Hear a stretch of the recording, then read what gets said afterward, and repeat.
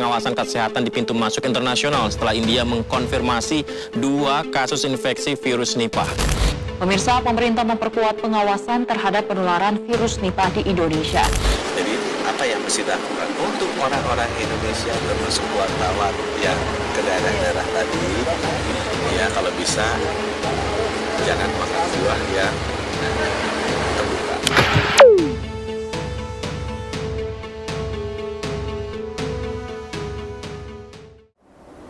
Halo Vetizen, selamat datang di Vetcast episode kedua. Saya Dr. Hewan Putucri dari Departemen Kesehatan Masyarakat Veteriner atau Kesmavet, Fakultas Kedokteran Hewan Universitas Gadjah Mada. Hari ini kita akan membahas satu topik yang sering sekali muncul saat ini ya, akhir-akhir ini, baik itu di sosial media maupun televisi, atau mungkin sekarang lagi hangat-hangatnya nih diomongin. Nah, apa itu? Itu adalah penyakit infeksi virus Nipah. Nah, sebagai dosen dari Departemen Kesmavet, saya sering menyampaikan bahwa banyak sekali infeksi di manusia, ya penyakit infeksi di manusia yang disebabkan karena interaksi antara manusia, kemudian lingkungan dan juga hewan, dan salah satunya adalah penyakit Nipah ini. Kali ini saya ditemani oleh 2 senior saya di Departemen Kesmavet. Yang pertama ada Dr. Hewan Krisdiana Putri, MPPHD. Beliau nanti akan banyak membicarakan mengenai virus itu sendiri dan bagaimana penyakit ini bisa menular dari hewan ke manusia, karena ini penyakit zoonotik. Nah, apa itu zoonotik? Nanti kita akan bahas lagi. Kemudian yang kedua ada Dr. Hewan Heru Susetia, MPPHD. Halo dokter. Nah, halo. Beliau akan menyampaikan mengenai penyakit Nipah itu sendiri lebih luas nih. Bagaimana epidemiologi atau persebaran penyakit ini, kemudian bagaimana sebaiknya kewaspadaan ini dimunculkan nih untuk kita nih masyarakat Indonesia ya, Vetizen nih kalau kita bilang nih. Nah, kita akan langsung saja mulai dari yang paling dasar dulu ini. Nah, saya mau tanya Dokter Krisdiana mengenai, dokter tolong dong dijelaskan apa sih penyakit infeksi virus Nipah ini? Ini kan disebabkan oleh virus nih. Virusnya ini gampang mutasi atau enggak, atau bagaimana ketahanannya dia di lingkungan seperti apa? Oke, baik, terima kasih Dokter Putu. Jadi Nipah virus ini sebenarnya merupakan family dari Paramyxoviridae, subfamily dari Orthoparamyxoviridae, genus Henipavirus.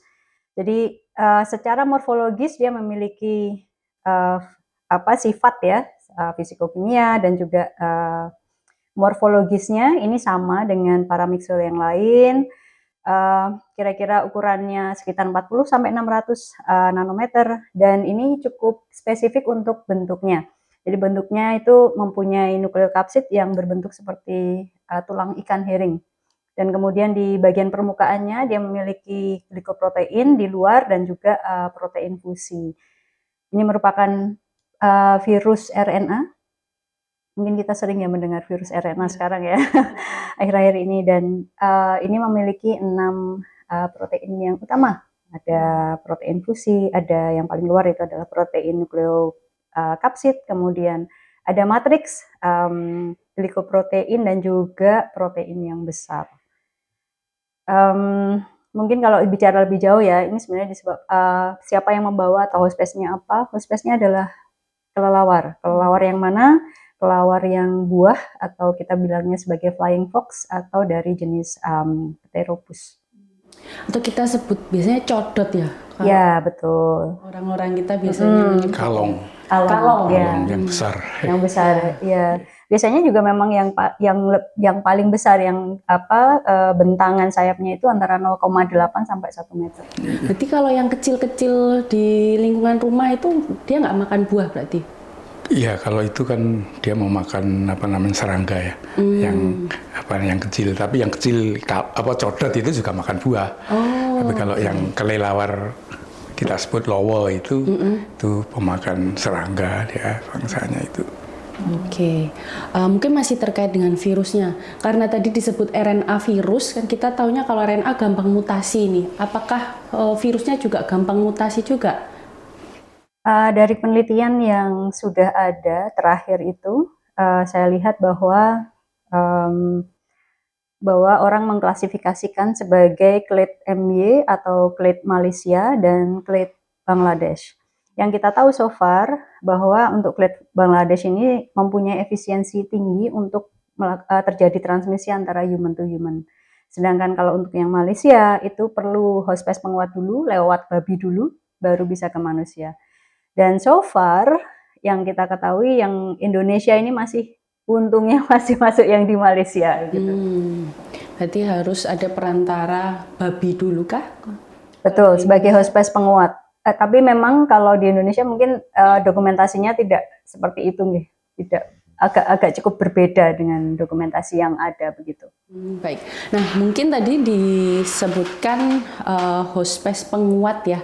Mungkin bisa disampaikan hospes penguat ini apa? Apakah virusnya kemudian menjadi lebih kuat atau dia memperbanyak atau bagaimana, dokter? Ya, betul. Jadi kalau kita bicara mengenai beberapa hospes perantara, itu memang ada salah satunya yang berfungsi sebagai hospes penguat. Jadi dia mengamplifikasi menjadi lebih kuat sehingga kemungkinan untuk bisa terjadinya jam antar spesies ini jadi mungkin terjadi. Oke. Selanjutnya adalah ketika virus ini kemudian masuk ke manusia dan juga hewan, apa gejala klinis yang muncul baik di manusia maupun di hewan? Oke, baik. Dari dokumentasi yang ada ya, biasanya untuk Nipah virus ini pada babi maupun pada kuda, itu biasanya antara gejala respiratori sampai gejala syarafi dan hingga bisa terjadi fatality. Dan kalau di manusia itu memang akan lebih fatal ya, karena biasanya akan fatality terjadi karena encephalitis.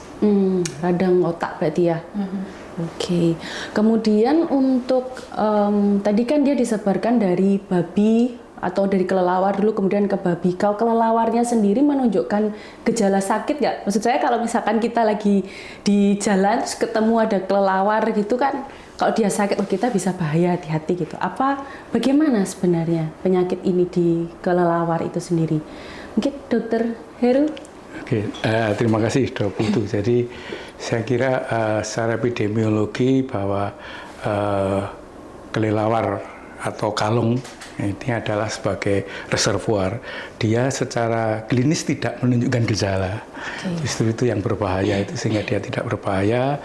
Lalu kemudian dia bisa menularkan. Jadi polanya memang ada yang penularan itu melalui babi, tapi ada juga yang langsung dan ada juga nanti resiko yang dari manusia ke manusia. Itulah kekhawatiran kita dari segi zoonosis bahwa akan mungkin terjadi penularan dari manusia ke manusia. Dan ini sudah terjadi ya, sudah ada buktinya bahwa memang ada penularan dari manusia ke manusia, sehingga concern terhadap Nipah ini sebagai zoonosis itu suatu hal yang sangat besar yang kita harus perhatikan betul. Begitu. Mungkin sedikit ditarik ke belakang Dok Heru. Jadi kan ini penyakitnya dia bisa menular dari kelelawar ke manusia, langsung sepertinya begitu ya. Kemudian dari manusia ke manusia. Terus ada yang dari kelelawar ke babi dulu, kemudian ke manusia. Mungkin bisa dijelaskan sebenarnya ini dulu awal munculnya penyakit ini bagaimana? Oke, jadi kalau menurut sejarahnya dari beberapa referensi yang kita lihat ya, kita baca itu bahwa awal-awalnya memang kejadian ini terjadi di Malaysia, sehingga kemudian di daerah Nipah itu, sehingga kemudian diberi nama Nipah. Nah ini memang polanya yang pertama kali muncul itu adalah dari kelelawar ke babi, kemudian baru menular ke manusia. Ini pola yang disebut sebagai pola yang klasik. Itu kejadian di Malaysia dan juga ada sebagian di Singapura. Tapi kemudian pola yang lain itu yang terjadi di Bangladesh dan di India, itu bahwa polanya itu penularannya dari kelelawar ke manusia, tetapi di situ ada faktor yang mungkin sebagai kontaminannya, misalnya di Bangladesh itu mengkonsumsi nira itu yang tidak ditangani dengan baik sehingga dia terkontaminasi dari virus yang ada di bawah kelelawar itu, lalu kemudian terjadilah penularan ke manusia. Sehingga polanya memang ada dari klasik itu dari kelelawar ke babi ke manusia, lalu kemudian dari kelelawar langsung ke manusia itu melalui kontaminan yang terjadi tadi, tapi juga ada dari manusia ke manusia. Yang ini biasanya membentuk klaster karena keluarga sakit, lalu dia tidak menyadari kontak dengan yang bersangkutan, lalu mengkonsumsi atau menggunakan alat makan yang sama dan lain-lain itu, sehingga kemudian terjadi penularan atau juga di rumah sakit karena harus ditangani tidak dibatasi lagi sehingga kemudian terjadi juga penularan di situ. Nah, inilah 3 pola ini yang harus kita perhatikan secara epidemiologis kaitannya dengan penularan ke manusia sebagai zoonosis begitu. Kemudian kalau untuk penularan penyakit ini, apakah ada kemungkinan dia menular ke hewan yang lain? Misalkan kita kan punya anjing, kucing, mungkin entah dari kelelawar atau dari manusia ke anjing kucing jalan-jalan terus kena ke manusia, apakah ada kemungkinan ke arah situ? Kalau dari catatan memang ada beberapa hewan yang bisa terkena, tetapi fungsinya tidak seperti babi atau kuda yang sebagai reservoir tapi biasanya dia dalam asumsi sementara itu dia adalah hanya korban insidentil, sehingga hal itu tidak banyak mengkhawatirkan kekhawatiran terhadap penularan seperti pada babi itu yang jauh lebih mengkhawatirkan, karena babi tadi seperti Dokter Christiana sampaikan itu sebagai amplifier, penguat munculnya. Baik. Kemudian kalau gejala klinis yang muncul di hewan selain babi, kelelawar, dan kuda itu apakah juga tidak spesifik tadi yang disampaikan oleh Dokter Christiana? Mungkin kalau seperti yang disampaikan Dr. Heru ya, bahwa kalau di kelelawar karena ini merupakan reservoir, jadi ya dia asimptomatik, tidak ada simptom sama sekali. Jadi kita tidak akan bisa memilih, katakanlah kalau kita di alam kemudian kita melihat ada sick bat atau bagaimana, itu tidak akan ada. Kemudian kalau di hewan yang lain secara dokumentasi memang dikatakan pernah ada di kucing ya, Pak Heru.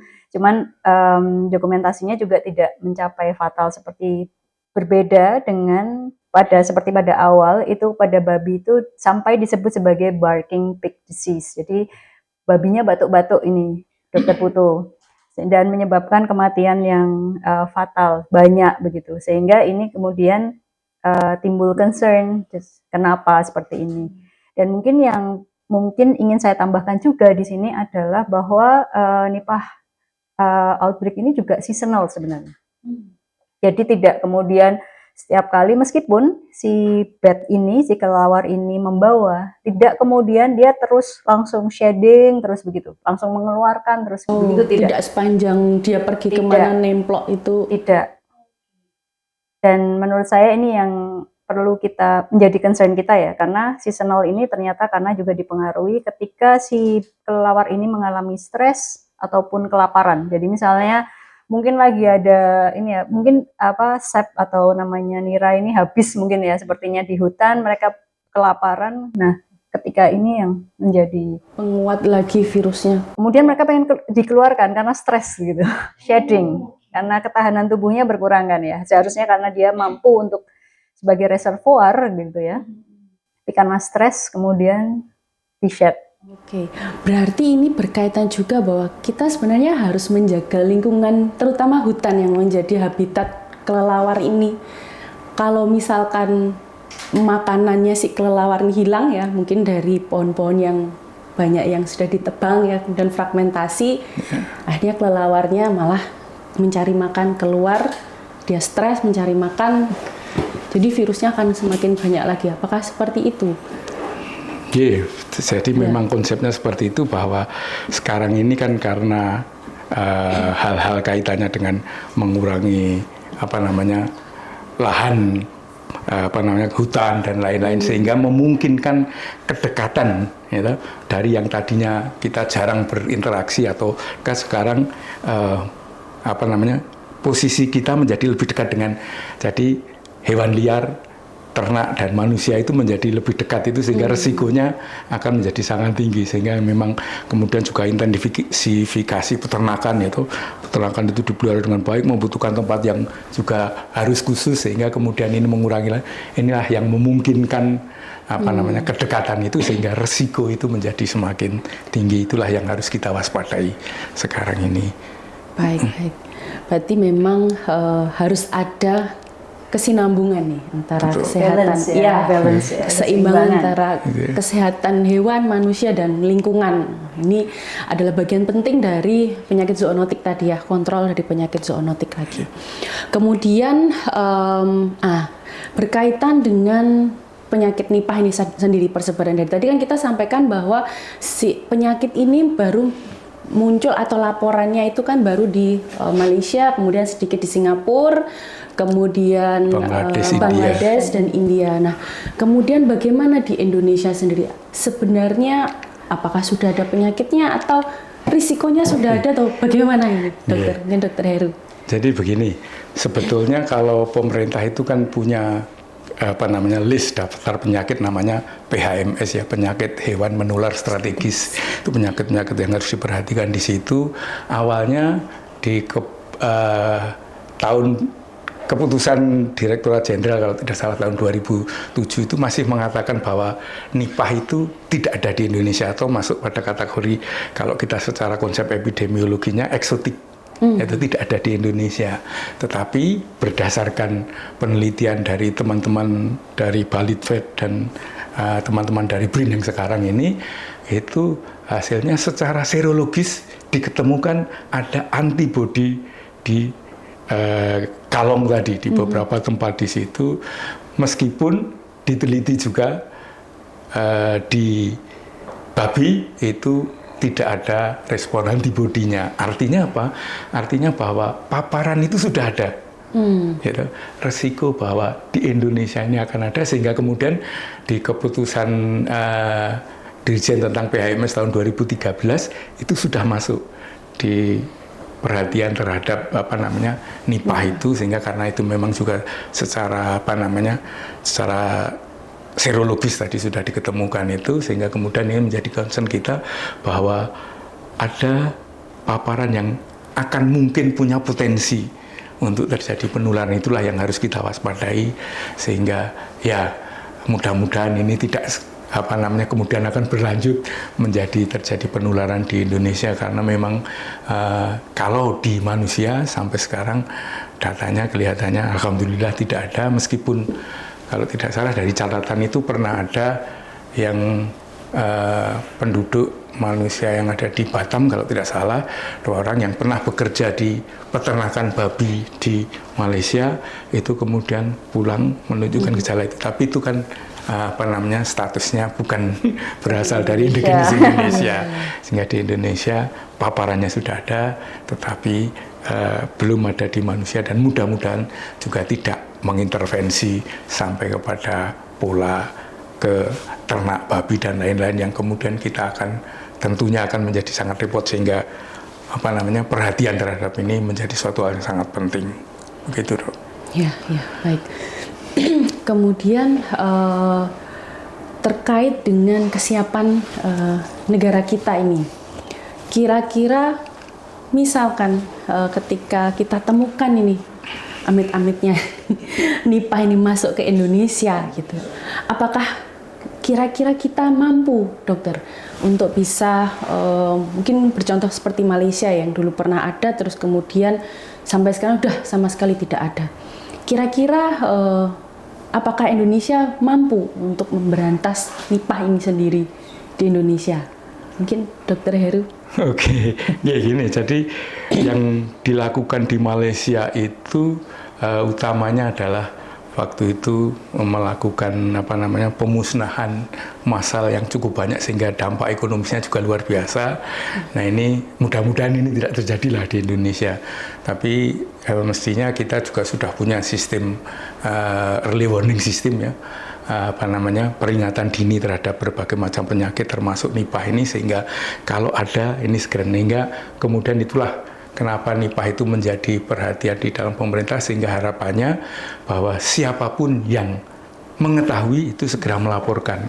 Maka yang paling penting itu adalah peringatan dini. Jangan menyalahkan kelelawar lalu kemudian kita harus memusnahkan kelelawar, tetapi menghindari kontak itu menjadi suatu hal yang lebih penting. Juga perhatian terhadap awal, misalnya apakah kemudian kita segera melaporkan kalau misalnya ada babi yang menunjukkan gejala-gejala yang seperti disampaikan Dr. Kristiana tadi, bahwa ini juga suatu hal yang segera, tapi mudah-mudahan kita mampulah itu untuk segera bisa mengatasi ini, meskipun ya tergantung dari polanya tadi, mudah-mudahan juga polanya segera bisa diketahui sehingga kemudian penanganan segera bisa lebih cepat begitu nantinya. Sebenarnya kalau dari pemerintah sendiri sudah melakukan pengamanan sebelumnya ya Pak, dengan adanya bukan undang-undang ya Pak, tapi peraturan yang menyatakan bahwa tidak boleh ada peternakan babi yang dekat dengan perkebunan nira, sehingga itu mungkin menjadi salah satu awal dari kita untuk pencegahan. Tapi untuk saat ini mungkin kita soroti karena tadi sempat disampaikan bahwa di Indonesia ini sepertinya akan mirip polanya dengan yang ada di Malaysia. Maksud saya adalah tipe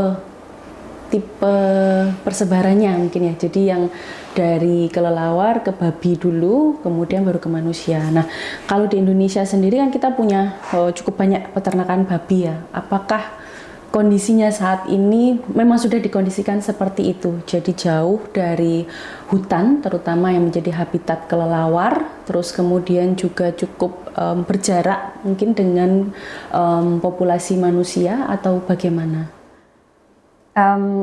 So far yang saya tahu ya bahwa dengan adanya peraturan tersebut itu membuat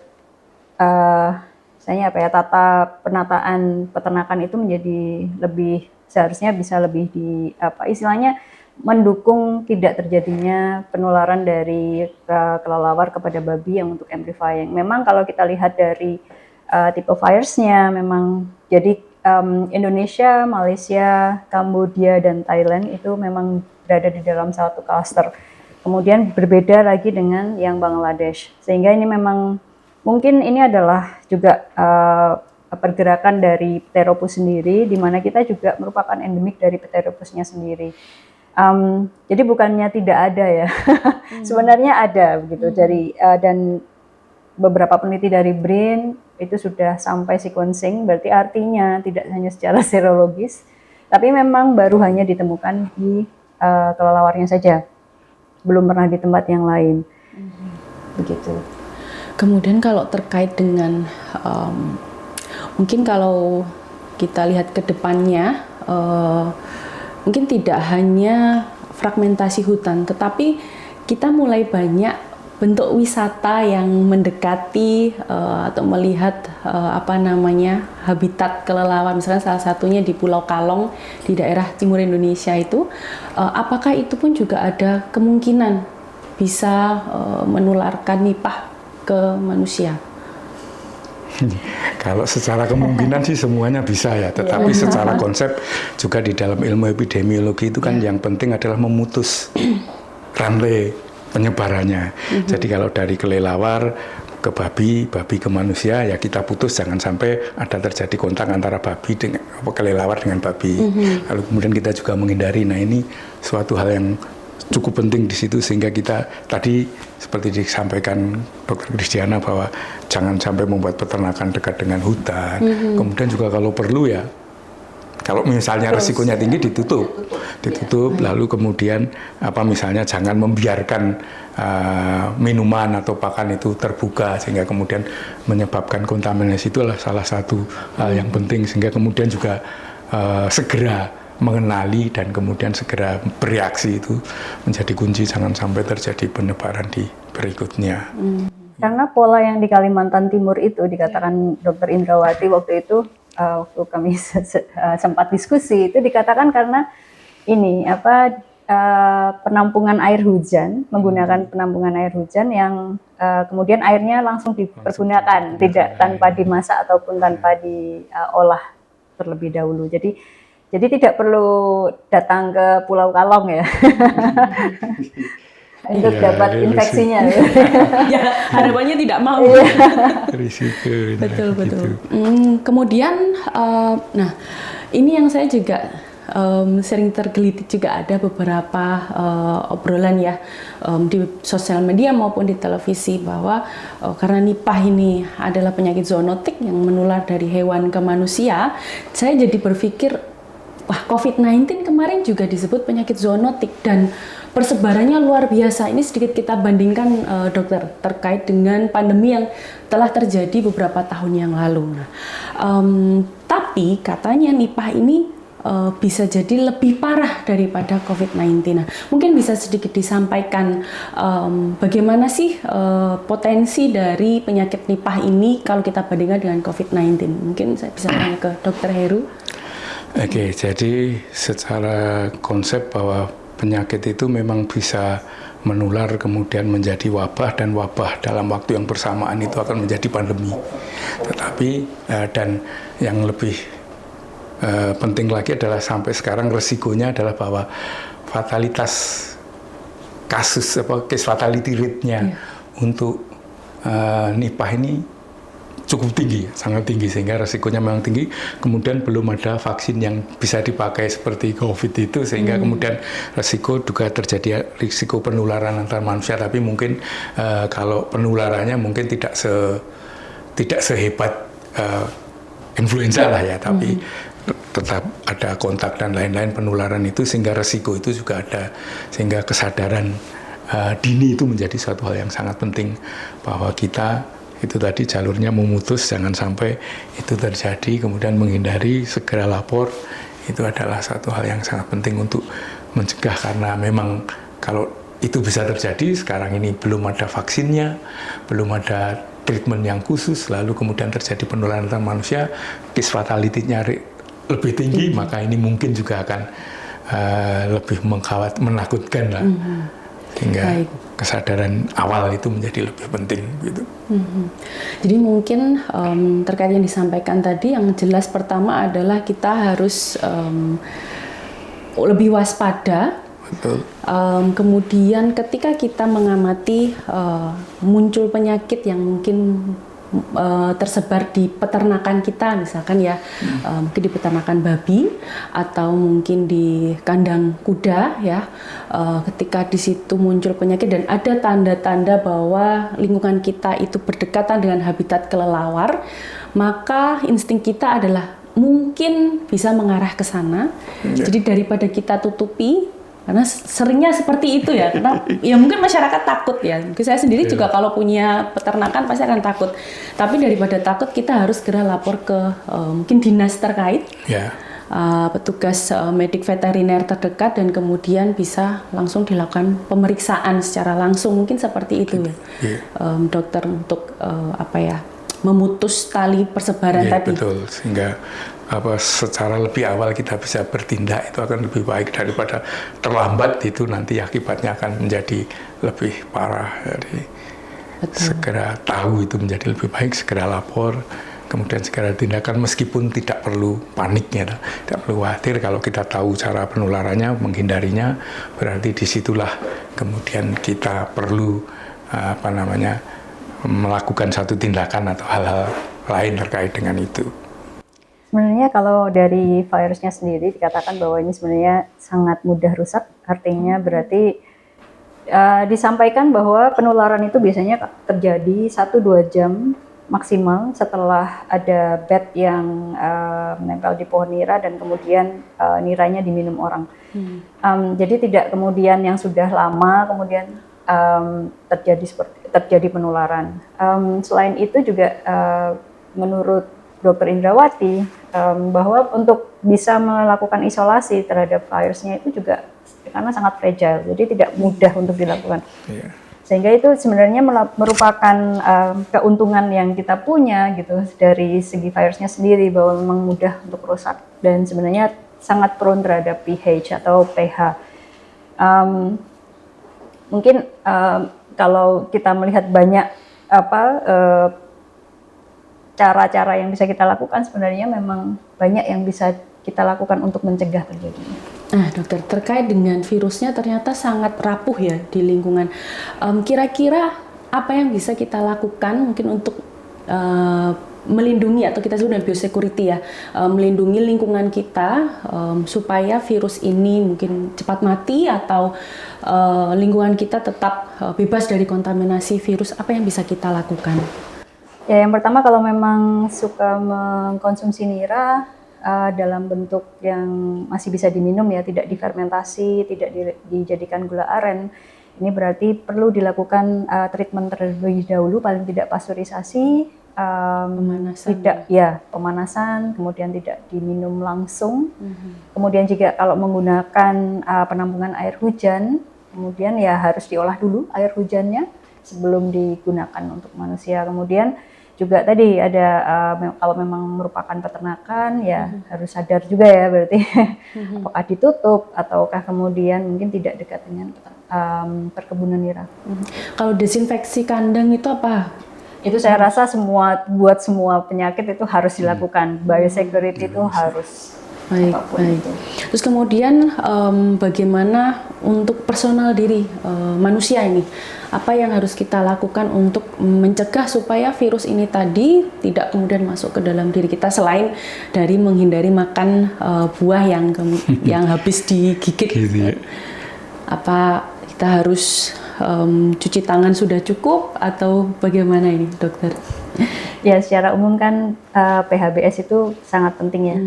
Saya rasa apapun itu, dan mungkin keuntungan dari ini adalah bahwa ini cukup berbeda dengan COVID. Kalau tadi kalau belajar dari sejarahnya ya, COVID ini kan banyak mendapatkan bantuan. Sudah dengan bantuan lunar year, kemudian persebarannya akan sangat cepat sekali karena semua orang kembali ke daerahnya masing-masing begitu waktu itu. Yeah. Nah, harapan kita semoga tidak ada orang ke nol yang sangat poten yang kemudian membawa kemudian semua orang bisa pulang ke negaranya masing-masing, terjadi seperti itu. Nah, kalau dengan melihat potensi virus Nipah ini sepertinya sebenarnya kita masih punya banyak harapan. Artinya bahwa karena virusnya sendiri memang fragile, berarti sangat mudah rusak dan banyak hal yang bisa kita lakukan karena memang bukan airborne. Jadi kita tidak perlu yang seperti super ketakutan begitu ya. Tetapi yang penting ya PHBS ini selalu harus dijaga. Baik, tadi sudah disampaikan ya terkait dengan karakteristik virus Nipah ini yang cukup fragil atau rapuh di lingkungan. Artinya, walaupun penyakit ini punya fatalitas yang cukup tinggi, tetapi kita masih punya harapan, teman-teman, bahwa dengan menjaga kebersihan ya diri kita, PHBS tadi, kemudian menjaga lingkungan di sekitar kita dengan meningkatkan biosecurity. Tadi sudah disampaikan oleh Dr. Krisdiana untuk peternakan, ya jangan lupa untuk desinfeksi kandangnya dan menjaga kebersihan. Itu menjadi salah satu kunci supaya kita terhindar dari infeksi dari virus Nipah ini tadi. Nah, mungkin sebagai penutup dari Vetcast kita pada kali ini ya, Vetcast kita kali ini, saya ingin bertanya sekali lagi, mungkin pesan dari Dr. Heru dan juga Dr. Krisdiana, apa yang sebaiknya kita lakukan ya sebagai individu masyarakat ya, supaya kita bisa melindungi tidak hanya diri kita, tetapi juga keluarga kita, lingkungan kita, dan juga hewan-hewan kita dari infeksi virus Nipah ini. Mungkin dari Dr. Heru terlebih dahulu. Ya, jadi tadi seperti sudah disampaikan bahwa sebetulnya memang di kelelawar ada antibodi, artinya ada paparan, tetapi kita tidak perlu panik. Yang penting kemudian kewaspadaan juga, misalnya kita dari peternakan itu perhatian juga kalau dari membawa ternak yang berasal dari daerah yang pernah ada kasusnya itu juga harus hati-hati. Kemudian menghindari itu memutus likulusnya itu menjadi suatu hal yang lebih penting, sehingga kewaspadaan juga di peternakan dengan surveillance yang berbasis resiko tadi istilahnya, dari wilayah-wilayah yang risikonya tinggi itu kemudian kita perhatikan betul hal-hal yang mungkin akan menjadi indikator awal munculnya itu, sehingga kita segera tahu lebih awal, maka segera bisa diatasi bahwa tidak akan ada wabah nipah di Indonesia. Harapannya begitu. Ya, amin. Dokter Krisdiana? Baik, terima kasih. Yang pertama, bagaimanapun juga karena kita hidup di alam ya, berarti keseimbangan terhadap alam ini tidak bisa kita abaikan begitu saja, karena memang itu akan endingnya akan berakibat kepada manusia sendiri. Yang pertama, yang kedua kita juga mungkin perlu memikirkan lagi isi piring kita ya. Artinya kalau kita konvensional saja, kita sudah tahu semua makanan yang biasa, mungkin kita tidak perlu yang macam-macam, mungkin ya nggak perlu makan kelelawar misalnya, mungkin ekspos itu tidak akan ada. Kemudian yang paling penting adalah selalu menjaga kesehatan, bagaimanapun bentuknya ya, kebersihan, kesehatan ini adalah modality untuk semuanya. Ya, tidak hanya terkait nipah saja ya dokter ya. Secara umum. Terima kasih Dokter Heru, Dokter Krisdiana sudah sharing ilmunya, informasi ya mengenai penyakit infeksi virus nipah ini. Sekali lagi teman-teman bahwa walaupun nipah ini memang dari segi fatality-nya lebih tinggi ya, cukup tinggi, tetapi ingat bahwa virus ini cukup rapuh di lingkungan. Artinya kita tidak perlu panik, tidak perlu khawatir ya, terapkan prinsip hidup bersih dan sehat untuk diri kita dan juga lingkungan, jaga kebersihan lingkungan kita. Untuk teman-teman yang punya peternakan, jangan lupa pertahankan biosekuritasnya, biosecurity, desinfeksi kandang, dan menjaga kebersihan sekitar kandang, terutama juga menjaga kesehatan ternak-ternak kita dan juga hewan-hewan kita. Jangan lupa. Oke, mungkin itu dari Vetcast kita episode kedua. Terima kasih sekali lagi untuk mendengarkan Vetcast kita dan ditunggu untuk tema-tema selanjutnya. Terima kasih. Wassalamualaikum warahmatullahi wabarakatuh. Waalaikumsalam.